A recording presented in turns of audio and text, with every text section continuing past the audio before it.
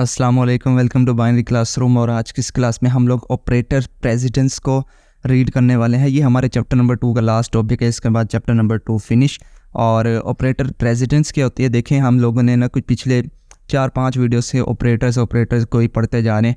अब जितने भी हम लोगों ने ऑपरेटर्स पढ़ लिए इनमें से ना ऑपरेटर्स की प्रेसिडेंस होती है। हर एक ऑपरेटर की प्रेसिडेंस से मुराद ये कि हर ऑपरेटर, अगर मुख्तलिफ ऑपरेटर मेरे पास एक ही एक्सप्रेशन में इकट्ठे होके आ जाते हैं, देन मैं उसको किस तरह से, किस ऑर्डर में उन तमाम ऑपरेटर को परफॉर्म करूँगा। अच्छा, आपको याद हो मैथमेटिक्स में आप लोगों ने एक रूल पढ़ा होगा, बोर्ड मास रूल, कि अगर आप लोगों को कोई भी एक्सप्रेशन सॉल्व करनी होती है तो आप उस बोर्ड मास रूल इस्तेमाल करते हैं, जिसके अंदर सबसे पहले आप ब्रैकेट्स को ऑफ करते हैं, फिर डिवाइड करते हैं, फिर मल्टीप्लाई, है ना। तो इसी तरह सेम केस यहाँ हमारे पास ऑपरेटर्स में भी होता है, तो लेकिन यहाँ थोड़ा सा डिफरेंट होता है। और ये जो टेबल है ये आपकी बुक में भी बना हुआ है, यहाँ पे मैंने बना दिया। और इसके अंदर तमाम जो ऑपरेटर्स हैं उनकी प्रेसिडेंस लिखी हुई है। तो सबसे पहले तो ऑपरेटर प्रेसिडेंस की डेफिनेशन को रीड कर लेते हैं। The order in which different type of operators in an expression are evaluated is known as operator precedence. It is also known as hierarchy of operator. वो ऑर्डर जिसके अंदर हम अपने एक्सप्रेशंस के ऑपरेटर्स को रिजॉल्व करते हैं, एवेल्युएट करते हैं, उनको ऑपरेटर प्रेसिडेंस बोला जाता है। और ऑपरेटर प्रेसिडेंस का दूसरा नाम क्या है? Hierarchy of operator. अब ये टेबल है, ये आप लोगों को याद करना है कि सबसे पहले कौन सा ऑपरेटर एवेल्युएट होता है, देन कौन सा। तो सबसे पहले जो है हमारे पास यूनरी जो ऑपरेटर होते हैं ना, जितने भी हमारे, वो सबसे पहले अगर एक्सप्रेशन में आ जाते हैं उनको सॉल्व किया जाता है। देन उसके बाद हमारे पास जो अरिथमेटिक ऑपरेटर होते हैं, जिनमें मल्टीप्लाई, डिवीजन और मॉडुलस, उनके बाद वो सॉल्व किया जाता है। और उसके बाद हम लोग एडिशन और सब्ट्रैक्शन, और देन उसके बाद रिलेशनल ऑपरेटर, और उसके बाद रिलेशनल ऑपरेटर में जो इक्वल टू और नॉट इक्वल टू है वो सॉल्व किया जाता है।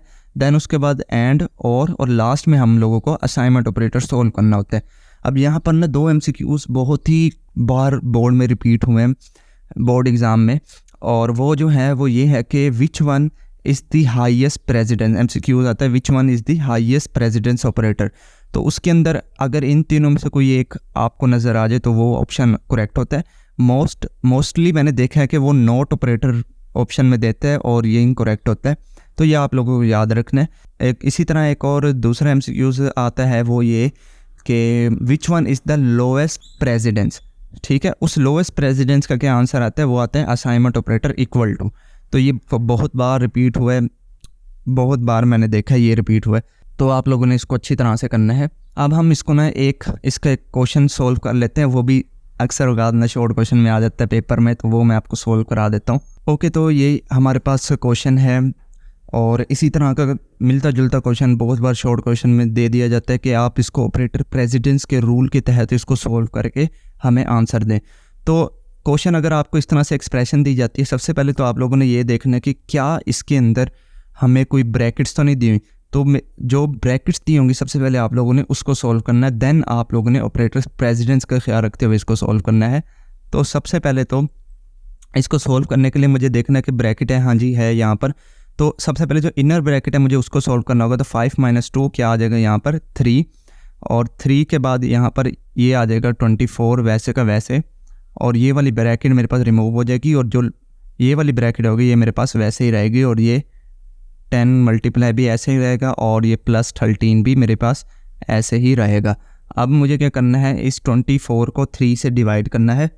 तो 24 को 3 से डिवाइड करेंगे तो मेरे पास जो आंसर आता है वो आता है 3 3 7 21 3 8 24, हाँ जी। तो ये मेरे पास आ जाएगा 8, और यहाँ पर प्लस आ जाएगा 13। अब आप लोगों को करना क्या है? यहाँ पर देखें इम्पोर्टेंट स्टेप। अब आप लोगों ने इनमें से करना क्या है कि सबसे पहले प्रेसिडेंस को मद्देनज़र रखते हुए हम लोगों ने क्या करना था, देखना था कि मल्टीप्लाई और डिवाइड में से तो कोई चीज़ नहीं है। तो यहाँ देखें, मुझे यहाँ पर मल्टीप्लाई नज़र आ रहा है, तो सबसे पहले मैं इसको मल्टीप्लाई करूँगा, ना कि मैं इनको जमा करूँगा। तो मल्टीप्लाई करें, ये आ जाएगा 80 और +13। तो लास्ट में इनको बस जमा कर लेंगे तो आ जाएगा 93। तो इस तरह से ये आप लोगों का आंसर आ जाएगा। ठीक है, तो इस तरह से आप लोग इसको सॉल्व करेंगे। ऑपरेटर प्रेसिडेंस का अगर आपको टेबल याद होगा तो आपके लिए कोई मसले वाली बात भी नहीं होगी। आज के लिए बस इतना ही, मिलते हैं किसी नेक्स्ट वीडियो में। और ये चैप्टर भी ख़त्म हो गया है, मुबारक हो। मिलते हैं किसी नेक्स्ट वीडियो में, तब तक के लिए